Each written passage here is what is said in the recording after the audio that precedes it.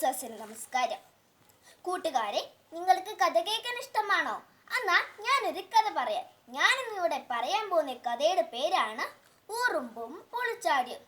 നല്ല വേനൽക്കാലം. ഉറുമ്പ് അരിമണികൾ ശേഖരിച്ച് മാളത്തിൽ നിറച്ചു. അയൽക്കാരനും കുഴിമടിയനുമായ പുളിച്ചാടി പുൽമേട്ടിൽ തുള്ളിച്ചാടി നടന്നു. കിട്ടിയ ദാനമെല്ലാം കപ്പം കുപ്പം തിന്ന് വയറ് നിറച്ചു.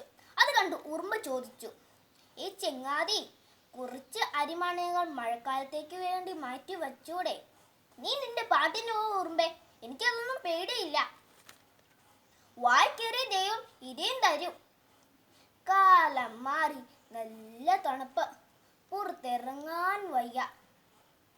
ഉറുമ്പ താൻ കരുതി വച്ച അരിമണികൾ കഴിച്ച് വിശപ്പടക്കി. പുൽച്ചാടി വിശന്നു വലിഞ്ഞ് ആ വഴിയിൽ വന്നു. ചെങ്ങാതി, കുറച്ച് അരിമണികൾ തന്ന് സഹായിച്ചു, വിശന്ന് ചാവാറായി. വായ കീറിയ ദൈവം ഇരയും തരൂന്നല്ല നീ പറഞ്ഞത്. എന്നാൽ കേട്ടോളൂ, താൻ പാതി ദൈവം പാതി എന്നാണ്.